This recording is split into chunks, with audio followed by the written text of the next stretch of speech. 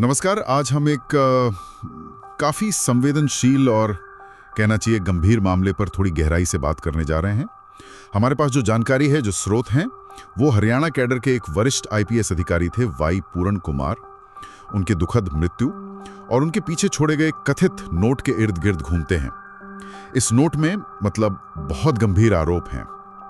तो आज हम कोशिश करेंगे कि इन स्रोतों के आधार पर समझें कि ये पूरी घटना क्या थी, आरोप किस तरह के हैं और इसके सामाजिक और प्रशासनिक मायने क्या हो सकते हैं। तो चलिए शुरू करते हैं। वाई पूरण कुमार 2001 बैच के आईपीएस अधिकारी थे जी। हाल ही में हरियाणा पुलिस में काफी ऊंचे पद पर थे, एडीजीपी आईजीपी के बराबर का रैंक। हाँ बिल्कुल, वरिष्ठ अधिकारी थे। और 7 अक्टूबर 2025 को चंडीगढ़ में उनके सरकारी आवास पर उनका शव मिला। जी, सेक्टर 11 में। शुरुआती खबरों के मुताबिक गोली लगने के निशान थे और इसे आत्महत्या माना जा रहा है ना? हाँ, प्रथम दृष्टया तो यही कहा जा रहा है कि ये आत्महत्या का मामला है। गोली के निशान मिले थे। लेकिन जैसा हमने कहा, असली पेचीदगी या कहानी शुरू होती है उनके कथित तौर पर छोड़े गए एक अंतिम नोट से। बिल्कुल, वही नोट है जो इस पूरे मामले को एक अलग और गंभीर दिशा देता है। आपने जिक्र किया इस अंतिम नोट का। जी, यही केंद्र में लगता है पूरे मामले के। हाँ बिल्कुल। क्या जानकारी है हमारे पास कि इसमें किस तरह के आरोप हैं, क्या लिखा है कथित तौर पर? जी, ये नोट ही मतलब इस मामले को असाधारण और बहुत गंभीर बना देता है।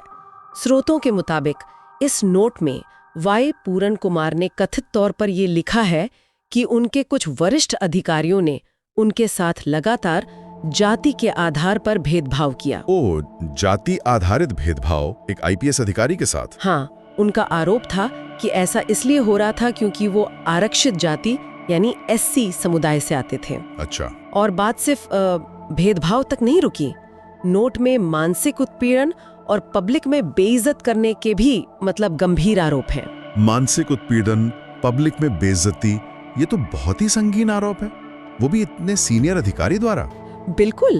और ये आरोप अब देखिए इसलिए और भी ज्यादा वजनदार हो जाते हैं क्योंकि नोट में कथित तौर पर हरियाणा के डीजीपी, हाँ, पुलिस महानिदेशक और रोहतक के एसपी समेत कई और वरिष्ठ पुलिस और प्रशासनिक अधिकारियों का नाम या तो सीधे सीधे लिया गया है या उनकी तरफ इशारा है। बाप रे, मतलब टॉप लेवल के अधिकारियों पर? जी।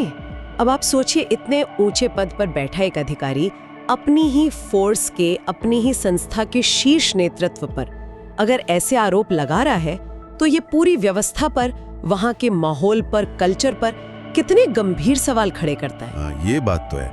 ये फिर सिर्फ एक व्यक्ति की दुखद कहानी नहीं रहती। नहीं, बिल्कुल नहीं।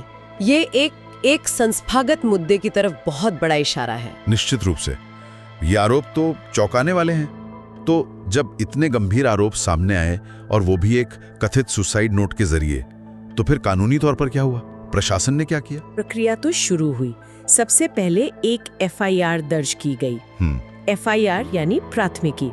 इसमें आईपीसी की धारा 108 लगाई गई जो आत्महत्या के लिए उकसाने से जुड़ी है। ठीक है। लेकिन इससे भी ज्यादा महत्वपूर्ण बात यह है कि इसमें SC/ST एक्ट यानी अनुसूचित जाति और जनजाति अत्याचार निवारण अधिनियम 1989, हाँ, SC/ST एक्ट, उसकी भी एक बहुत महत्वपूर्ण धारा है 32V, वो शामिल की गई। धारा 32V ये खास तौर पर क्या कहती है? मतलब इसका क्या मतलब है यहाँ? ये धारा तब लगती है जब कोई सरकारी कर्मचारी जो SC/ST समुदाय से न हो, वो जानबूझकर अपनी सरकारी ताकत का गलत इस्तेमाल करके SC/ST समुदाय के किसी व्यक्ति को चोट पहुंचाए या अपमानित करे। अच्छा। तो इस धारा का लगना ये दिखाता है कि प्रशासन ने कम से कम कागज पर आरोपों की प्रकृति को यानी जातिगत भेदभाव और उत्पीड़न वाले पहलू को गंभीरता से लिया है। और क्योंकि मामला इतना संवेदनशील था, इतने बड़े अधिकारियों के नाम इसमें आ रहे थे, तो जांच के लिए एक स्पेशल इन्वेस्टिगेशन टीम मतलब SIT भी बनाई गई है। SIT का गठन हुआ है जी। और इसकी निगरानी चंडीगढ़ पुलिस और हरियाणा प्रशासन मिलकर कर गए। SIT का बनना और FIR में SC/ST एक्ट का लगना जी। ये तो दिखाता है कि ठीक है, प्रक्रिया शुरू हुई, लेकिन क्या ये सब आसानी से हो गया? सुनने में तो ये भी आया कि जांच की शुरुआत में ही कुछ विवाद या कुछ रुकावटें आई? हाँ, ये पहलू भी बहुत महत्वपूर्ण है और इसने मामले को और पेचीदा बना दिया। स्रोतों से ये बात सामने आई कि घटना के फौरन बाद जी जो वाई पूरन कुमार का शव था, उसके पोस्टमार्टम और जो दूसरी फॉर्मेलिटीज होती हैं, जी उनमें कुछ मतलब अप्रत्याशित देरी हुई।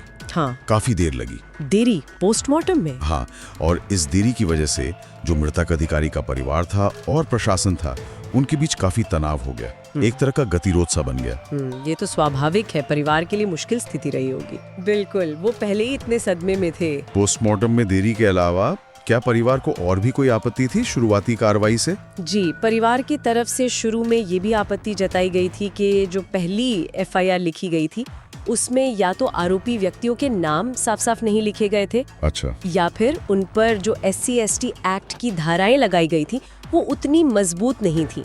मतलब जितनी आरोपों की गंभीरता थी उस हिसाब से धाराएं कमजोर लगाई गई थी, ऐसा परिवार का मानना था। ओ मतलब धाराओं को डाइल्यूट करने का आरोप। कुछ इसी तरह की बात थी कि शायद केस उतना मजबूत न रहे, इसे लेकर काफी मतलब असंतोष जताया गया था। अच्छा, तो FIR की भाषा और धाराओं की चयन पर ही सवाल उठ गए एकदम शुरू में। ये तो जांच की बुनियाद पर ही शक पैदा करने वाली बात हो गई। बिल्कुल।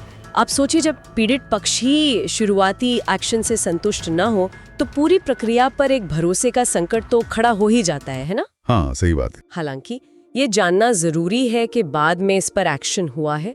जो जानकारी है उसके हिसाब से विरोध के बाद FIR में बदलाव किया गया है। अच्छा, बदलाव हुआ है। हाँ, और अब उसमें SC/ST एक्ट की ज्यादा मजबूत और जो सही धाराएं हैं वो शामिल कर ली गई हैं। चलिए, ये ठीक हुआ। लेकिन हाँ, ये जो शुरुआती विवाद था, पोस्टमार्टम में देरी, FIR की धाराओं पर सवाल, इसने जांच प्रक्रिया की निष्पक्षता और पारदर्शिता पर कुछ मुश्किल सवाल जरूर खड़े कर दिए, खासकर ऐसे समय में जब परिवार इतने गहरे दुख से गुजर रहा हो। तो एक तरफ ये कानूनी प्रक्रिया चल रही है, दूसरी तरफ ये प्रक्रिया वाले विवाद, ये दोनों मिलकर वाकई स्थिति को काफी उलझा देते हैं। अगर हम थोड़ा एक कदम पीछे हटकर देखें तो इस पूरी दुखद घटना के गहरे मायने क्या हैं? क्या ये सिर्फ एक व्यक्ति की एक निजी त्रासदी है, या जैसा आपने पहले भी इशारा किया था, ये कुछ बड़े और गहरे मुद्दों की तरफ भी इशारा करती है? बिल्कुल, यहीं पर ये मामला सिर्फ एक क्रिमिनल इन्वेस्टिगेशन से आगे बढ़कर एक सामाजिक और संस्थागत विश्लेषण का मुद्दा बन जाता है। देखिए, ये घटना हमें कई लेवल्स पर सोचने पर मजबूर करती है। पहला और सबसे साफ पहलू तो यही है, जैसा कि उनके कथित नोट में आरोप है कि एक इतने सीनियर, इतने स्थापित और सम्मानित पद पर बैठे पुलिस अधिकारी को भी अपने काम की जगह पर जाति के आधार पर भेदभाव और मानसिक उत्पीड़न का सामना करना पड़ सकता है। अगर ये आरोप सही साबित होते हैं तो ये पुलिस फोर्स जैसी एक अनुशासित और हायरार्किकल संस्था के अंदर की कार्य संस्कृति और शायद जो बहुत गहरे तक पूर्वाग्रह बैठे हुए हैं उन पर एक बहुत बड़ा सवालिया निशान लगाता है। मतलब ये जो एक धारणा होती है कि ऊंचे पद पर पहुंच के पढ़ लिख कर शायद ये पूर्वाग्रह खत्म हो जाते हैं, उस पर सवाल उठता है इससे। निश्चित रूप से यह हमें शायद इस कड़वी सच्चाई का सामना कराता है कि ये सामाजिक भेदभाव और पूर्वाग्रह कितने गहरे और कितने फैले हुए हो सकते हैं कि वो संस्थाओं के ऊंचे स्तरों तक भी अपना असर दिखा सकते हैं। दूसरा महत्वपूर्ण पहलू जो अक्सर ऐसे दुखद मामलों में सामने आता है वो है सीनियर प्रशासनिक और पुलिस पदों पर काम करने वाले अधिकारियों पर जो बेतहाशा दबाव होता है और उनके मानसिक स्वास्थ्य की चुनौतियां। हाँ, ये भी एक एंगल है। इन रोल्स में जिम्मेदारियां बहुत ज्यादा होती हैं, प्रदर्शन का दबाव होता है और कई बार उन्हें जिस तरह के सपोर्ट सिस्टम या मेंटल हेल्थ मदद की जरूरत होती है वो शायद मिलती नहीं या उसे स्वीकार करने में झिझक होती है। और तीसरा पहलू, आपने SC/ST एक्ट का जिक्र किया था, उसकी प्रभावशीलता पर भी ये घटना सवाल उठाती है। क्या ऐसा है? हाँ बिल्कुल, ये मामला SC/ST एक्ट जैसे महत्वपूर्ण और प्रगतिशील कानूनों की जमीनी हकीकत में कितनी प्रभावशीलता है, इस पर भी एक गंभीर सवाल खड़ा करता है।